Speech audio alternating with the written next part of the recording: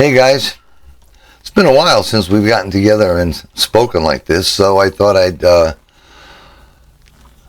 post a video on my YouTube channel and video channel and touch base and hope everybody's doing well. And there are a couple of thoughts that I had that I wanted to pass along, not in writing, but actually in person. So, first off, one of my thoughts is I want to express the fact that all our thoughts and prayers from all of us over here at the Author's Pen, the people that helped to produce it, edit the video, those that helped me make suggestions on things to talk to, we all wish everybody the best in their recovery efforts from Hurricane Helene, which was devastating to so many states.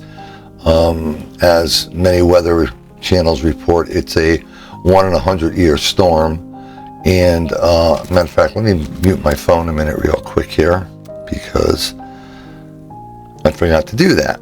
Anyway, 1 in 100-year storm, and it was just so devastating. And our thoughts and prayers also go out to those that lost their life and their family members that have to live through this tragedy. And we certainly hope that everyone recovers quickly. These are very difficult times. People are very frustrated. People are very upset. They don't feel the government is moving quick enough. I happen to agree with that. It's also in an election cycle, which makes it even more difficult. It raises many questions that people have in their mind. When we've seen the interviews of people on the news who say FEMA just doesn't have the money, well, it makes us question, where did all that FEMA money go? Some people say it went to and was used for those who entered our southern border. I'm not privy to these facts. I'm not going to comment on that. But the fact is, like most governments, it's a what's the phrase? Borrow from Peter to pay Paul. We have to reach a point where money that's allocated for certain things such as disaster, our oil reserves and things like that can't be touched. They have to be left alone for when they're needed, because now they're needed and now those funds are not there. It was so upsetting for me to see on the news this morning how there's 1,000 National Guard troops sitting in North Carolina, really basically not doing anything, waiting for orders from FEMA, and what's taking so long for those orders to come. I know myself, I've been deployed when I was in the public service sector to disaster areas, and you slept in tents, you slept in makeshift barracks, and yet all these FEMA people are being housed in hotels when people who really need places to live are sleeping out in the open. It just kind of makes you wonder about the management of it, and I don't really want to pass judgment because I'm not in that inner circle, and I'm certainly not privy to all the details. It's just what things appear to be on the surface are very upsetting to people. So I do want to extend our deepest condolences and thoughts and prayers to all of those affected by this devastating event. I live in Florida, and not really that far from the areas of northern Florida that were hit. Some of the islands that are close to where I live are literally devastated. Some of the places that I enjoy truly going to the wintertime and enjoy have been flooded, and God knows how many months or maybe even years it may take to rebuild those, and if they even will be rebuilt. And that's a very devastating effect for Florida now going into technically it's tourist season, where the snowbirds come back down and so on and so forth. I don't have the answers. I just know, and deep in my gut, I just feel that this whole situation is being mismanaged. And when I hear people interview on the news saying they haven't seen anybody, any signs of help, any signs of relief, anything, it just makes me wonder where our sense of humanity has gone. There's more people who are volunteering, private citizens, than actual government involvement, and that should not be the case on any level. I know here in Florida, our local government is being very proactive in helping those that need the assistance and trying to get the areas cleaned up that were seriously affected by Hurricane Helene. This is more of a federal issue, and unfortunately people are asleep at the wheel, and that's really a shame. I do want to urge you as well, and those of you who could afford it, donate to your local Red Cross, because these people need the assistance, the financial assistance. I know shortly after I moved to Florida and Hurricane Ian, my property sustained substantial damage to the tune of about $42,000. And my insurance only covered $25,000 of it. The rest of it had to come from my pocket, which was okay. But FEMA came by, they looked at my disaster or my property, and they said, "Oh, you certainly qualify." But because I have the ability and a high credit score to pay back a loan, they denied giving me federal assistance. And I get it. It's a game. And I would rather see that federal assistance go to somebody who doesn't have the ability to pay back a small business loan at low interest rates. I didn't need it, thank God. I thank God for that and being blessed that I'm in that position. So in one respect, it kind of aggravated me and really pissed me off that they denied paying the difference. But in the same token, if they denied that because they gave it to someone who didn't have the ability to cover the difference, then in one respect, I thank God for that. So that's my feelings on that, and I know I've made my donations. I just believe in that. Certain organizations I truly believe in, and these people need help, and that's what we're here for as human beings, fellow citizens, people that share this tiny little rock around the sun that we all live on, and we have to rely on each other for help. Moving on to another set of thoughts, because we're getting close to the election, and my last few blog posts have been written about the election cycle because I've received so many emails about it. But the debate season is over. We've had our presidential debates. We've had our vice presidential debates. I'm not going to sit here and tell you who won or who lost. I have my opinions of who I felt did a better job versus somebody else, and you certainly have yours, and that's okay. But I think the important take-home message about this is that it's not important who won or lost these debates. It's not about who you like and who you don't like as a person. There's going to be a lot of people that don't like Donald Trump as a person, or Vice President Kamala Harris as a person. But you know what? You're not voting based on who you like and who you don't like. You're voting based on policies and who you feel will do the job. And I have my feelings about that. I've already voted. I did my early voting. And I have no qualms in saying that I voted for former President Trump. And it has nothing to do whether I like the man as a person. I don't break bread with him. We don't have dinner together. I don't know him. I've never met him a day in my life, never even seen him live. I don't have to wake up to him in the morning, and I don't have to have dinner with him in the evening. But I think his policies are strong. His policies are proven, although not totally perfect. But I do know what it was like to live under the Trump administration for 4 years. And I do know what it's like to have lived under the Biden-Harris administration for the past 3.5 years. And as she so blatantly states, her values haven't changed.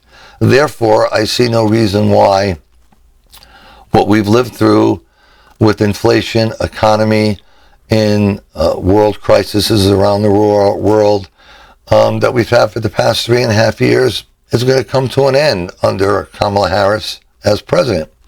So I don't believe in her policies. Doesn't mean I don't like her. It just means that I don't believe in her policies. And make no doubt about what I'm about to say. What you're voting on this year when it comes to the presidential election is policies. The policies that you feel are going to make life better for you, your family, your children, your grandchildren, and the world, both domestically and globally.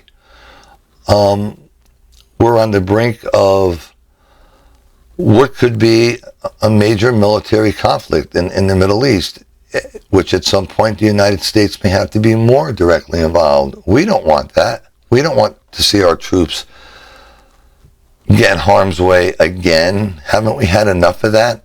Haven't we lost enough troops needlessly? So who do we think has the ability to put an end to these conflicts? I don't believe it's Kamala Harris. I believe President Trump can.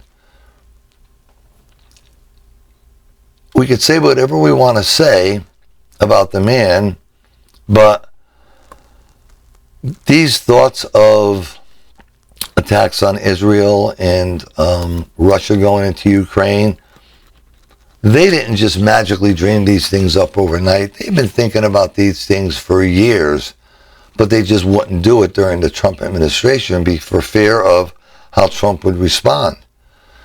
After the debacle of how we left Afghanistan, and I'm not going to say that leaving Afghanistan was a bad decision. I think that decision was the right decision. I just think the order in which they did things and the order in which President Biden decided to do things was wrong, and that opened up our vulnerability. And we paid for that with the loss of 13 lives in our military services. That's unacceptable. And it also showed a sign of weakness. The fact that we left so many military weapons behind, and you know the whole story. I don't need to repeat it for you. But this obviously made our adversaries look at us as being very vulnerable, and they took that opportunity. We can't change it. We can't take it back. We can't redo it. All we can do is move forward and vote for a person who we think could put an end to all of this. I think another thought that I've been getting a ton of emails on, and I haven't wrote about it yet, and I probably won't, but I will briefly mention it here, is the quote-unquote insurrection on January 6th. Well, you know, let me tell you, and these are facts. You can fact check me if you want. You could Google it. You could find out. Everybody held it against President Trump for challenging the election. Well, Democrats challenged multiple different elections, and they accused voter fraud as much as he did. So, you know, if we're going to call an apple, it's an apple on both sides of the fence, okay? It's just not an apple on one side, all right? And if you want to look at the facts, the people who are responsible for January 6th was not really President Trump. It was the people that were there that got out of hand. The instigators was a handful of people that incited a riot by many people. President Trump made it very, very clear to walk down to the Capitol and peacefully, that's the key word, peacefully, voice your opinion. Now, no one person could be responsible for what other people are going to do, especially when activists and certain groups that are pro-violence are going to come into play. It's been proven multiple times again that he offered days before the National Guard to be there, and it was refused by Nancy Pelosi. These aren't things I'm making up. These are things that are facts. All right, so, you know, everybody's hanging that disastrous situation on President Trump, and I think that's just being a little bit fair. We have to take a step back, and as J.D. Vance said multiple times in his debate, take a common sense approach. It's something that should have never happened. It's definitely a black mark on the history of this country. but it was caused by a handful or multiple handfuls of people that were looking to incite a riot, looking to incite trouble. And that's the bottom line, and that's what it boils down to. So, ladies and gentlemen, if we're going to take things for what they are, we have to take things for what they are, factually, not by what the news media puts in your head. It's a shame that the news media is biased. I know when I was growing up, and I grew up in a family that was diehard Democrats. They always voted the Democratic Party. But the parties aren't what they were when I was growing up or when some of you were growing up. They're completely different. Society has changed. Thoughts have changed. People are more progressive in some of the ways they think. They're more radical. They're more extreme left. They're more extreme right. It's a completely different world we live in than we did decades ago. And we have to take all of that into consideration. I say shame on the news media for picking sides, because a journalist is supposed to report fair, equally, and unbiased. And it's funny because it reminds me of a cartoon little thing that I saw in a magazine I was reading one day at when I had to go for a doctor's appointment. And it was a husband reading the newspaper, and he making a comment to his wife as to how thin the newspaper was and compared to what it used to be. And the wife replied, well, that's because you're only hearing one side of it. And that's what the news media has turned into nowadays. And that shouldn't be the case, because social media and the news media are very strong driving points to the American people, because life is so busy for us. And many people do not have the time to research the way really they should. So they take everything they read and everything they hear as the gospel truth, and that is not always the fact. So I don't want to draw this thing out into a long, drawn out thing. Many of you have already made your decisions, and many of you made your choices. I just wanted to step in here and throw out a quick little special blog post over and above my normal Monday evening one, when I had a few minutes to be able to get in front of the computer and actually talk to you all face to face, which I haven't had time to do for the past 2 or 3 months. As I stated, the summer months are very, very busy for me, between traveling and doing boat captain work.